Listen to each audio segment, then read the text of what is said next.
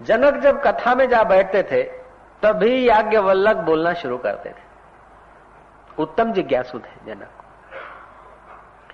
तो बाकी के जो साधु वेश में, बाबा जी वेश में, विरक्त वेश में लोग थे, साधु बाबा ऋषि मुनि, उन लोगों को होता था कि याज्ञवल्लभ जैसा तत्ववेता ज्ञानवान संत भी अब राज्य सत्ता की खुशामद करने लग गए। ब्रह्मवेता और फिर किसी धनवान की खुशामद, ब्रह्मवेता और फिर किसी राजा का इंतजार। इतने ज्ञानी संत होकर राजा का इंतजार करते, जब राजा आता है तब भी बोलते नहीं तो बोलते नहीं। ऐसा उनके मन में शंका को शंका होने लगी। याज्ञवल्लभ ज्ञानी भी थे, योगी भी थे। याज्ञवल्लभ की 2 पत्नियां थी। एक उनको समझ सकती थी, मैत्री, और कात्यायनी केवल मिल्कत की पत्नी थी। जनक के गुरु थे, वो समझ गए कि इनको शंकाएं कुशंकाएं, और श्रद्धाहीन आदमी कुछ भी सुनेगा तो उसको असर होगी नहीं। अब ये सुनते तो है वेदांत, लेकिन जीवन में कोई रौनक नहीं आती। उसका मुख्य कारण है कि ये जनक के ऊपर जल रहे। जब जनक आता है तब भी मैं बोलता हूं, और इनको यही दिखता है, दूसरा हमारा बात को याद रहता नहीं। संत कोई मैणा मार देता है, वो जो चुभ जाता है, ऐसा तत्व ज्ञान संत का नहीं चुभता, तो समझ लेना कि अभी उत्तम जिज्ञासु नहीं है। कोई गाड़ दीधी हो કેટલી બેહી જાય છે, કોઈ ઠપકો દીધો હોય આમ જરા ધન ધનાઈને સભા વચ્ચે તો કેવી અસર કરે, એવી અસર જો વેદાંત તો કરે તો સમજી લેવું કે उत्तम जिज्ञासु છે। तो जिज्ञासा की तरतीव्रता नहीं है। जनक के पास तरतीव्रता थी। जनक कथा में आए और याज्ञवल्क्य बोले, बस जैसे आपने स्विच ऑन किया और पंखा घूमा, ऐसे जनक का बैठना और याज्ञवल्क्य का शुरू हो जाना।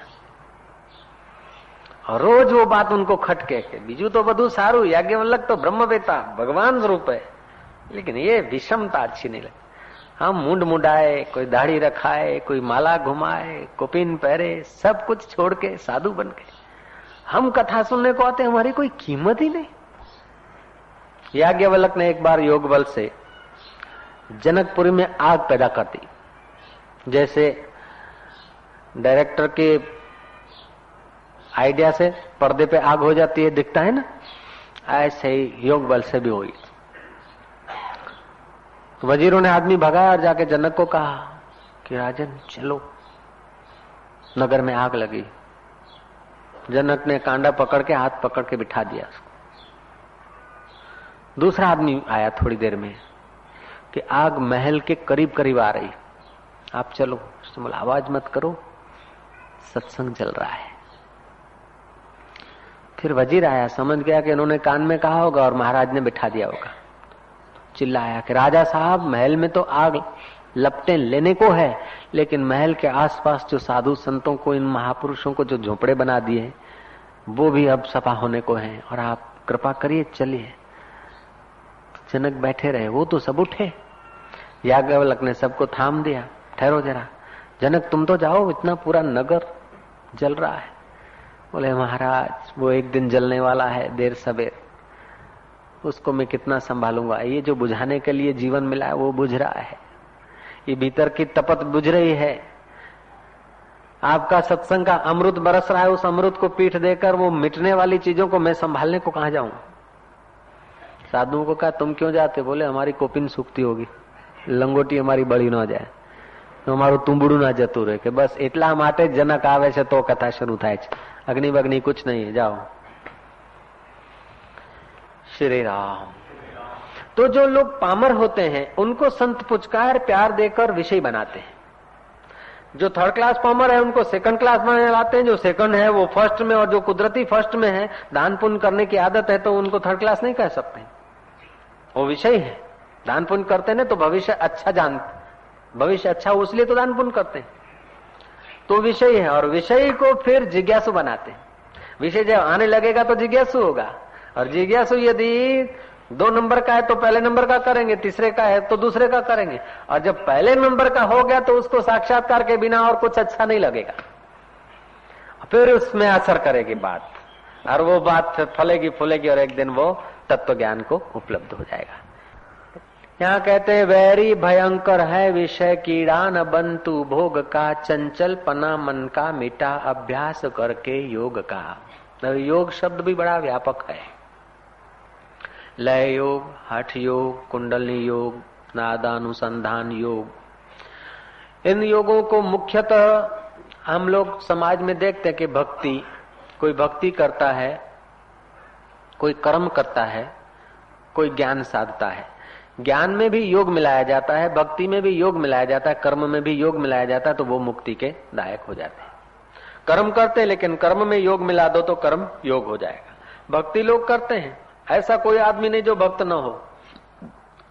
कोई रुपयों का भक्त है, कोई सत्ता का भक्त है, कोई वाहवाही का भक्त है, कोई भोजन का भक्त है, कोई स्त्री का भक्त है, कोई पुरुष का भक्त है, कोई किसी का भक्त है, कोई किसी का, कोई जाति का भक्त है, कोई संप्रदाय का भक्त है, कोई कृष्ण का भक्त है, कोई राम का भक्त है, कोई देवी का भक्त है, कोई देवता का भक्त है, कोई झगड़े का भक्त है, तो कोई शांति का भक्त है, शांति के दूत है। सब लोग भक्त तो हैं, लेकिन वह भक्त खंड खंड के भक्त हैं। वेदांत बोलता है खंड खंड की भक्ति का मौका मिले तो करो, उसमें मना नहीं है, लेकिन खंड खंड में जो अखंड ज्योत जल रही है उसका ज्ञान ले आओ, तब तुम्हारा ज्ञान योग होगा। और उसके लिए कर्म करो तो कर्म योग हो जाएगा, और उसकी भक्ति करते हो तो भक्ति योग हो जाएगा। माँ की सेवा करो, माँ का भगत बनो, बाप का भगत बनो, जरूरी है, अच्छा है, लेकिन माँ और बाप में, पड़ोसी और मेहमान में छुपा हुआ जो परमात्मा है उसको लक्ष्य में रखकर माँ की सेवा करो। माँ को भगवती रूप भूलो भले बीजू बधु माँ बाप ने भूलशो नहीं, अगणित छे उपकार एना एक कदी विसरशो नहीं। संतान थी सेवा चाहो, संतान छो सेवा करो, जेवू करो तेवू भरो, ए भावना भूलशो नहीं। माँ बाप का ऋण तो कैसे हम चुका सकते हैं? माँ बाप की भक्ति करना चाहिए, लेकिन माँ बाप में परमात्मा है ऐसी भावना के साथ यदि भक्ति की जाए तो भक्ति योग हो जाएगा। माँ बाप की बात माना, माँ बाप को आदर दिया, वो आदर देते हैं कि उसमें भी मेरा प्रभु है, तो माता पिता में प्रभु देखा, अतिथि में प्रभु देखा, ईश्वर देखा, संत में ईश्वर देखा, ऐसे ईश्वर देखने की आदत पड़ जाएगी तो क्या होगा कि सब में ब्रह्म का दर्शन होगा। कहते हैं विचरता है उस विषय से रोग